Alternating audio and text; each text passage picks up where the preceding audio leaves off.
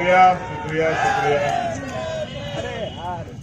पीछे बैठा हुआ आगे बढ़ जा रहा है, थोड़ा पीछे रहे ना यार, पीछे रहो ना। मैं लो सबसे पहले शुक्रिया अदा करता हूं भाई काशी प्रजा जी का और उनके तमाम साथियों का, जिन लोगों ने प्रयास किया कि वो आवाजें जो हक और अधिकार के लिए उठती हैं उनको इकट्ठा किया जाए। मैं दिल की गहराइयों से शुक्रिया अदा करता हूं उनकी पूरी टीम का कि उन्होंने एक अच्छा प्रयास किया, हमें अवसर दिया यहां आने का और अपनी बात रखने का। और जो संचालक साथी अभी वो कह रहे थे मजमे को लेके, तो मैं बस उनसे ये कहता हूं कि जंग में कागजी अब्दात से क्या होता है, जंग में कागजी अब्दात से क्या होता है, हौसले लड़ते हैं तादाद से क्या होता है, कोई फर्क नहीं पड़ता। जिस दिन हमारे सब लोग जाग जाएंगे उस दिन शायद मजमू की जरूरत ही नहीं पड़ेगी। अभी जितने जागे हैं उतने प्रयास कर रहे हैं। तो बहुत बहुत शुक्रिया के साथ यहां मंच पर तशरीफ फरमा हमारे तमाम सम्मानित साथी जो पूरे मुल्क में अन्याय अत्याचार हक अधिकार के लिए संघर्ष कर रहे हैं, आवाम को तैयार कर रहे हैं। मैं दिल से उनका शुक्रिया अदा करता हूं कि वो सब यहां मौजूद हैं। वो कौम के भी रहबर हैं और हमारे भी सरपरस्त हैं, क्योंकि मेरे सामने समय की समस्या है। मेरे दिल में तो बड़ी इच्छा थी कि आपके साथ लंबे समय तक रहूं, लेकिन समय और समस्याओं के कारण मुझे अपनी बात रख के यहां से जाना पड़ेगा। बस मैं अपने कम समय में ये कहना चाहता हूं कि मैं उस हर लड़ाई में, जैसे आप दुआ में कहते हैं ना कि आपकी जाए दुआएं कबूल हो, मैं हक की हर एक लड़ाई में आपके साथ हूं और खून का कतरा भी देने के लिए तैयार हूं, कभी कमजोर नहीं पड़ने दूंगा। बस अपने नौजवान साथियों से दरखास्त करता हूं कि मेरे जाने के बाद वो अपनी कुर्सियां ना छोड़े, वो यहीं डटकर मेरे जाने के बाद जो लोग हमारे सम्मानित मजमे से खिताब करेंगे उनको सुने, सिर्फ सुने नहीं उनकी बातों पर अमल करें और जो वो दिल से चाहते हैं उसको करके दिखाएं। यही आज के मुल्क के जो हालात है उसमें करने की जरूरत है। और यही आपका प्यार होगा कि अगर आप अपनी कुर्सी पे मेरे जाने के बाद डटे रहते हैं तो मेरा प्यार और मजबूत हो जाएगा झारखंड के प्रति, जमशेदपुर के प्रति, कि उन्होंने मुझे मेरी बात को माना।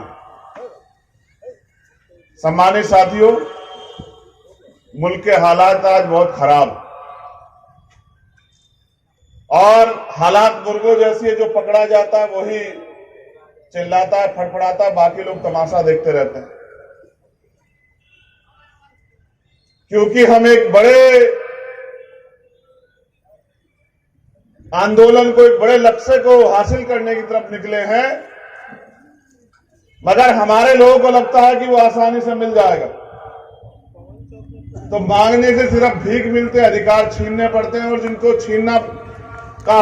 छीनना है उनको अपने अंदर ताकत बनानी पड़ेगी और ताकत एकता से बनेगी, इत्तेहाद से बनेगी। और जिस एकता का प्रयास हम लोग कर रहे हैं कि हमेशा से इस लोकतंत्र में जब से भारत आजाद हुआ तब से ठगे गए लोग और उससे पहले से ठगे आते लोग, हमारे यहां कहावत है कि अजमाए हुए को अजमाना नहीं चाहिए। जिनको आप अजमा चुके उनको अजमाना बंद कीजिए और जो लोग लड़ते हैं या लड़ना चाहते हैं, लड़ने का हौसला रखते हैं, उनका साथ दीजिए। अगर इस बात को आप अपने दिल में जगह देते तो मैं कहता हूं कि इनकलाब में कोई देर नहीं है। देश के अंदर एक ऐसा इनकलाब आएगा कि हर जालिम को जवाब मिलेगा।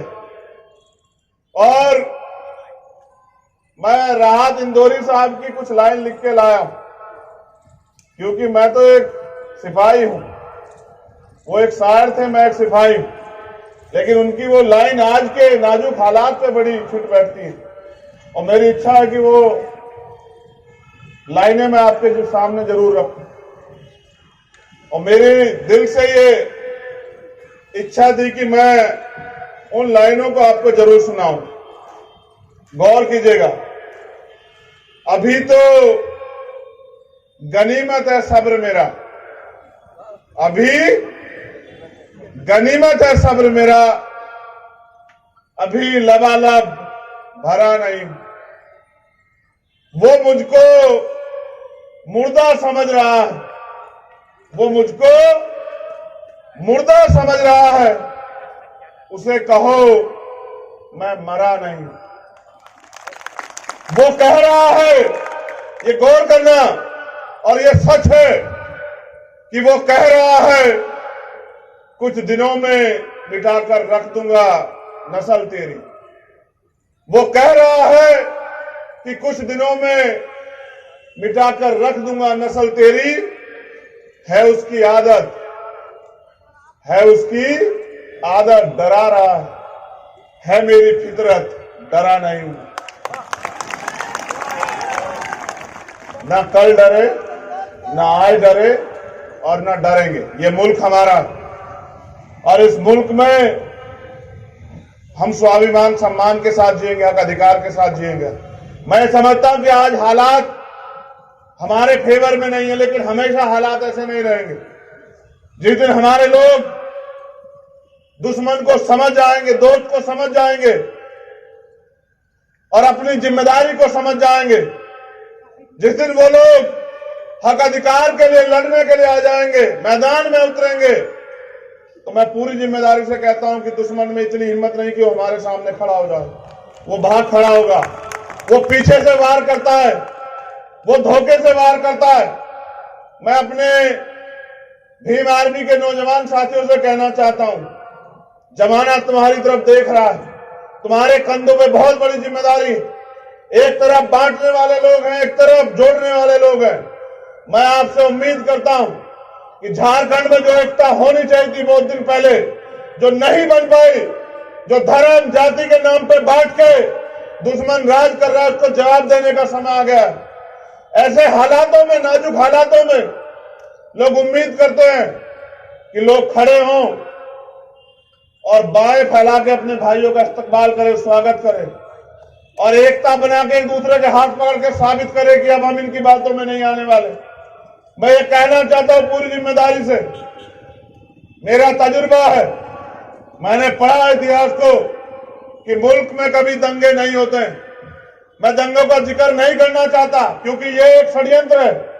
दंगे इसलिए कराए जाते हैं कि जो कौम तरक्की करना चाहती है वो तरक्की से ध्यान हटा के दंगों की तरफ, अपनी सुरक्षा की तरफ सोचती रहे। और दंगे हमेशा ये नेता कराते हैं जिनको दंगों से फायदा होता है। हमें बच के कभी फायदा नहीं हो सकता है, हमें जुड़ के फायदा हो सकता है। ये जमहूरियत है, जिनका वोट है उनका राज होना चाहिए, मगर जिनका वो वोट है उनके हाथ ऐसे फैले हुए। ये दंगे इसलिए कराए जाते हैं कि जिससे नफरत बढ़ती रहे और नफरत के शिकार हम लोग होते रहे। हमें समझना पड़ेगा। और जिस दिन मेरी समझ में आया, मुझको हजरत मौलाना सज्जन नुमानी साहब जैसे लोगों ने समझाया और बताया कि ये इनके सबके पीछे कौन है, मेरी समझ में आया तो मैंने समझाना शुरू किया। और आज हालात ऐसी है कि आज हमारे लोग नहीं लड़ रहे हैं एक दूसरे से। आज उनको समझ आया कि भाई कौन है और दुश्मन कौन है। इस बात को आगे बढ़ाने की देर है और दुश्मन के किसी भी साजिश में, उसके किसी भी झूठी बातों में आने की ना देर। अब उनकी बातों में ना आके अपनी हक अधिकार की लड़ाई को आगे बढ़ाना। मेरे साथियों ने बताया, कहा गया यहां विपक्ष की सरकार है। मुझे भी लगा अच्छा कि विपक्ष की सरकार है, यहां तो मेरे लोगों के हालात बड़े अच्छे होंगे।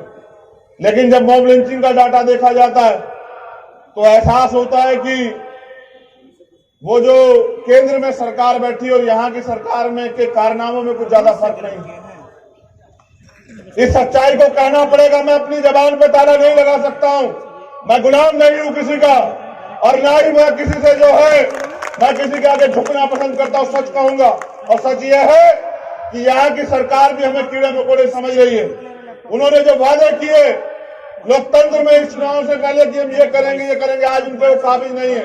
मैं यहाँ की सरकार को भी कह रहा हूं कि वो अपने अंदर बदलाव करें।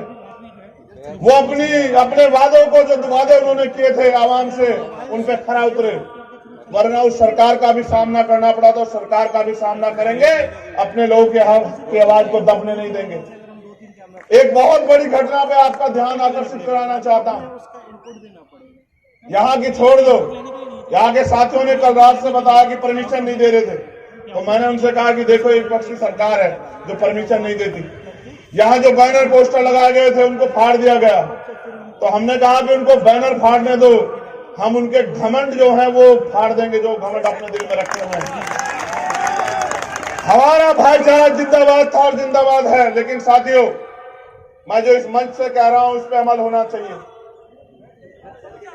भारत के सुप्रीम कोर्ट ने आरक्षण पर जो कैप थी, आपके एजेंडे में सबसे पहला मसला आपने रखा है कि ईडब्ल्यूएस का आरक्षण खत्म होना चाहिए। ये गलत है, वास्तविकता में गलत है। लेकिन भारत के सुप्रीम कोर्ट ने, सर्वोच्च न्यायालय ने उसको मान्यता दी और कहा कि आज हमने 50% की कैप खत्म कर दी है।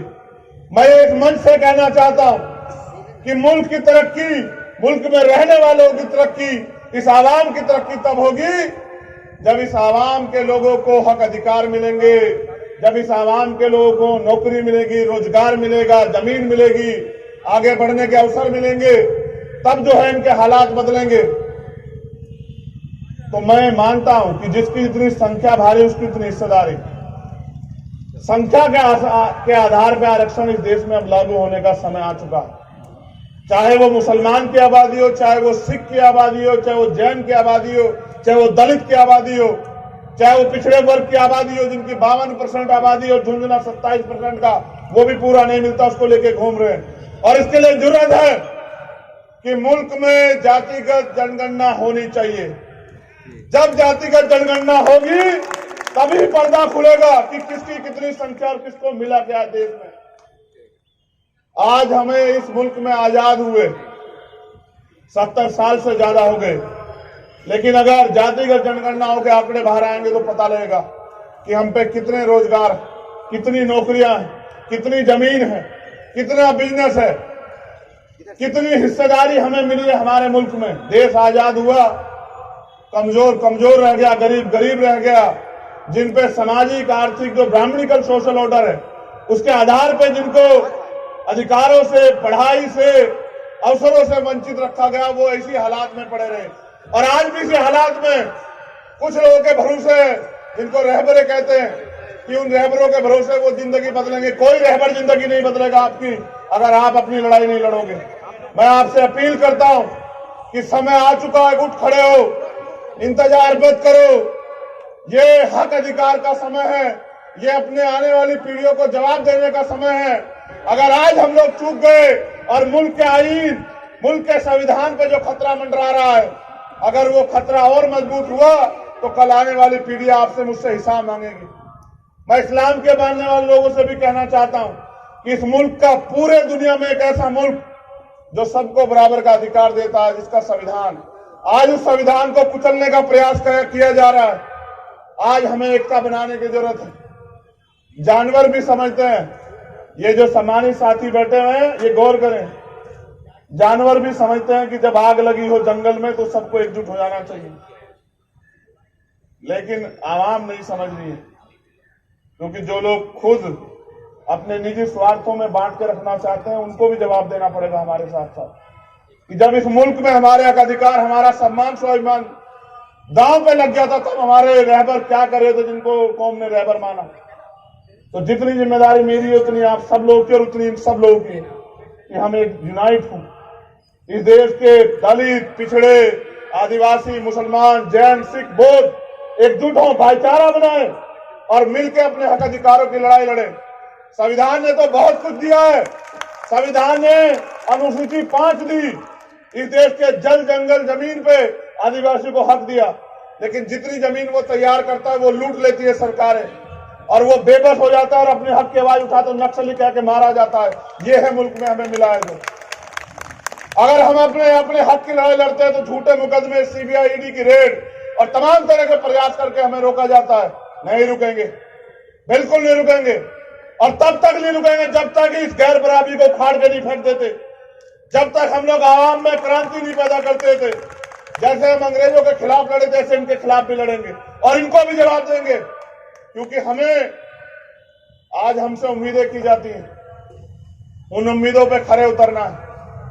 और मैं सरकार से मांग करता हूं, यहां आईबी इंटेलिजेंस के लोग होंगे, LIU के लोग होंगे, पुलिस के लोग होंगे, कहना वजीर आजम से, वजीर आजम ही हुए ना, है मुख्यमंत्री, कहना मुख्यमंत्री से कि मॉब लिंचिंग पे 2 महीने के अंदर कानून पास करो, और नहीं करोगे तो फिर करेंगे तुम्हारा भी सामना रांची के मैदान में, आप तैयार हैं। हक की लड़ाई में किसी के लिए कोई समझौता नहीं। आपने वादा किया था मेरे लोगों से, जो भाजपा की सरकार में मॉब लिंचिंग होती है वही यहां आपकी सरकार में हो रही, फिर आपका क्या फायदा मुझे बताइए। अगर नहीं सुधरोगे तो आपके सामने भी लड़ेंगे संवैधानिक रूप से, लेकिन जवाब देना पड़ेगा। मुख्यमंत्री जी, आपने जो वादे किए थे कि हम करेंगे, और हम करेंगे, कब करेंगे? बीच में भी आपकी सरकार से डावाडोल हो रही थी, आपके कर्मों की वजह से। हमारे लोगों ने तो पूरा इंतजाम किया था कि आप बैठे रहें कुर्सी पे। इसलिए आपसे कहना चाहता हूं कि हमारे जो मुद्दे यहां की इस अधिकार रैली ने रखे हैं, उनको आप अपने जहन से अपने साथियों के साथ मिलकर उनको अमल में लाएं और उन पे कुछ अच्छा करके दिखाएं। और आपसे कहना चाहता हूं, मैं तो नाउम्मीद हूं इन लोगों से। उसका कारण कि हमेशा ठगे गए और फिर उम्मीद करके बैठते, फिर ठगे जाते हैं। तो मैं नाउम्मीद उन लोगों से, लेकिन आपसे नहीं। आपसे कहना चाहता हूं कि इस लड़ाई में अब समय आ चुका है एक दूसरे का हाथ पकड़ के आगे बढ़ने का, और मैं निराश नहीं करूंगा आपको, मेरा वादा है। मैं यहां समाज से वादा कर रहा हूं, निराश नहीं करूंगा। आप 1 कदम चलोगे तो 100 कदम चलूंगा, आप 100 कदम चलोगे तो 1 लाख कदम चलूंगा, और आप नहीं भी चलोगे तो भी जब आपकी तरफ कोई आंख उठेगी उसको जवाब देने के लिए आपका भाई आपके साथ खड़ा रहेगा, पूरी जिम्मेदारी के साथ। बस अमल में लाइए और अपनी जिम्मेदारी को समझिए। समय किसी के लिए नहीं रुकेगा, ना मेरे लिए ना आपके लिए। कल हम सबको जाना है, ये निजाम जो आया है उसको जाना है, लेकिन दुनिया क्यों याद रखे आपको मुझे बताओ।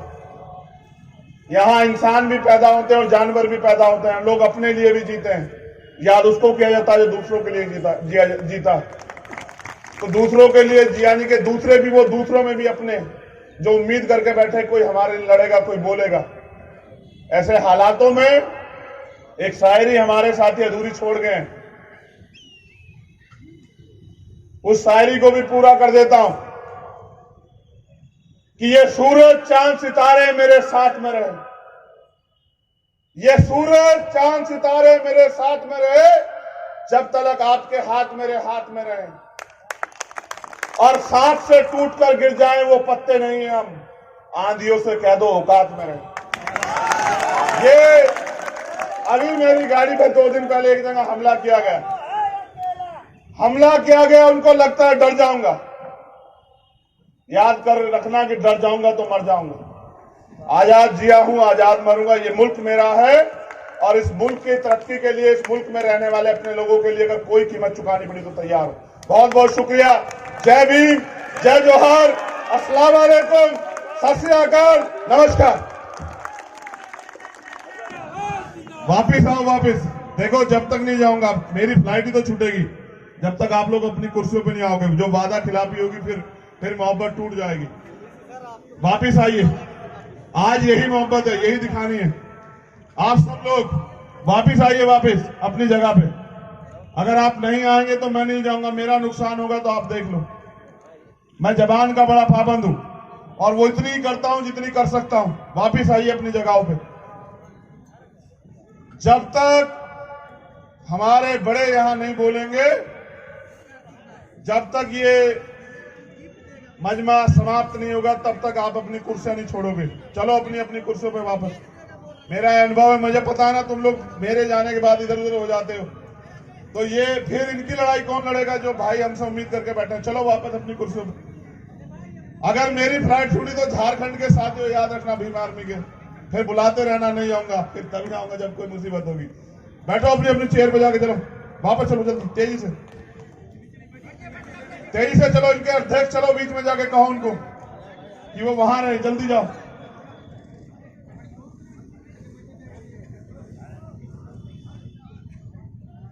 बहुत शुक्रिया, इस मोहब्बत के लिए शुक्रिया।